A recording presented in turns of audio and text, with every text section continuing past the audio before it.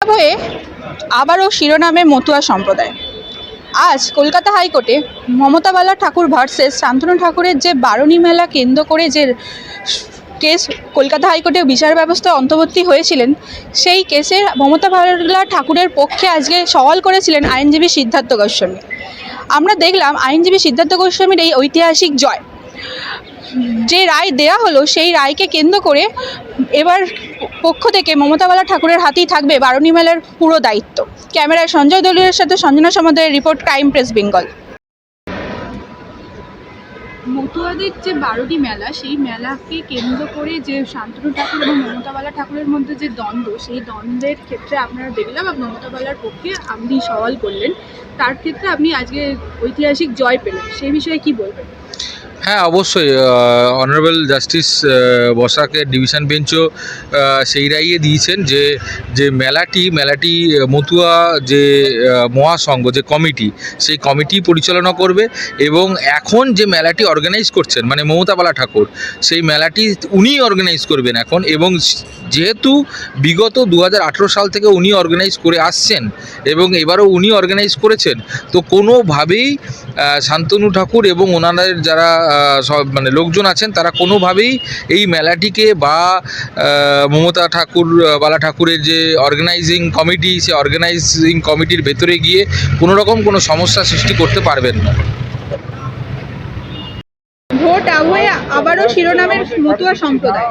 মমতা বালা ঠাকুরের সাথে শান্তনু ঠাকুরের দ্বন্দ্ব বড়মার ঘর দখলকে কেন্দ্র করে শান্তনু ঠাকুরের নামে এফআইআর জমা করা হয়। কেসটি হাইকোর্টের বিচার ব্যবস্থার অন্তর্বর্তী হয়। সে বিষয়ে যদি আমাদের দর্শকদের বিস্তারিত জানান। দেখুন, হাইকোর্টে যে কেসটি এসছে সেটি হচ্ছে সম্পূর্ণ একটি পৃথক কেস।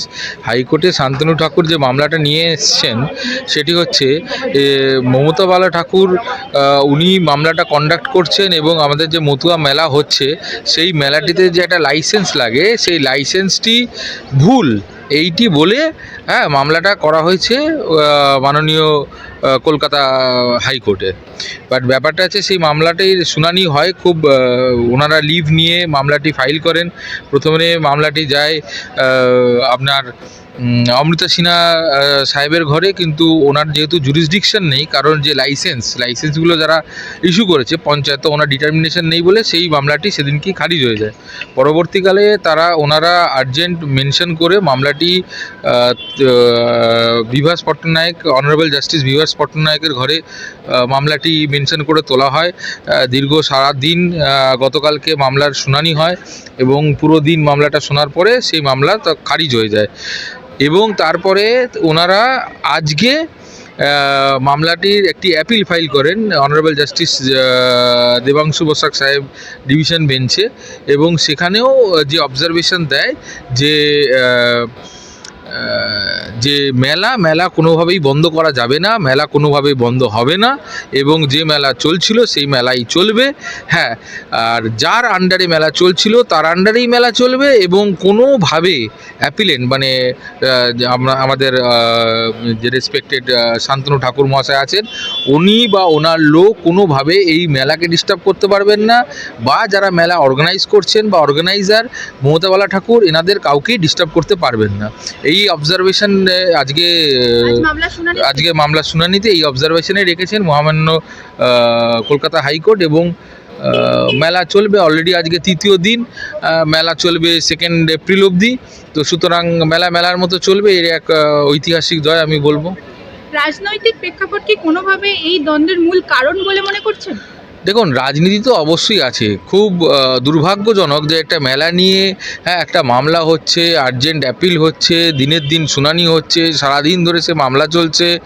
আমাদের মহামান্য আদালতে হাইকোর্টে যেখানে সাধারণ লোকের এত মামলা পেন্ডিং, সেখানে একটি রাজনৈতিক প্রেক্ষাপটের কারণে মামলা ফাইল হয়ে যাচ্ছে দিনের দিন এবং সে মামলা সারাদিন শুনানি হচ্ছে এবং তার অ্যাপিল হচ্ছে। এটা দুর্ভাগ্যজনক। আমি পুরো পিটিশনটা পড়েছি। আমি যখন মামলা করলাম অনারেবল জাস্টিস বিভাস পট্টনায়কের ঘরে, তখন আমি এটাই বললাম যে পুরো আপনি যদি ওনাদের পিটিশনটা পড়েন, পুরো পিটিশনেই ওনাদের লেখা আছে যে কোথাও সমস্যা হচ্ছে, কে সংঘাধিপতি মতুয়া মহাসংঘের সেই নিয়ে, এবং ওনাদের মেন ডিসপিউট হচ্ছে যে কে মেলা করবে সেই নিয়ে। তো পুরো ব্যাপারটাই আমার মনে হয় একটা ইগোর লড়াই বা একটা রাজনৈতিক লড়াই। কারণ মেলার মতো চলে, সেখানে মানে কেউ কার অধিকার সেই মেলা চালানো বা কে মেলা চালাবে, সেইটা মেলার দুদিন আগে এসে যদি কেউ মানে হাইকোর্টে মামলা ফাইল করে সেটাকে বন্ধ করতে চায়, তো আমি মনে করি পুরোটাই এটা একটা রাজনৈতিক একটি মামলা। বাট এটার কোনো বেস নেই, মানে খুব সামান্য একটা সমস্যা, সেটাকে নিয়ে মানে এরকম মামলা করে সাধারণ লোকের যে রাইট, প্রত্যেকটা মানুষ তার নিজের ধর্ম, তার নিজের সংস্কৃতি পালন করার অধিকার আছে। তো সেইখানে গিয়ে কোথাও রাজনীতি করাটা একদমই আমার মনে হয় উচিত নয়। এবং আমাদের হাইকোর্টও সেটা বুঝেছেন যে এখানে রাজনীতির কোনো জায়গা নেই। এখানে একটি ডিসপিউট আছে, যেটা খুব সামান্য ডিসপিউট, যেটা একটা সিভিল ডিসপিউট।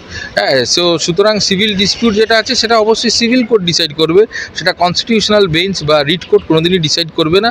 সেই রকমই অনেকখানি অবজারভেশন রেখেছেন মহামান্য আদালত। ধন্যবাদ।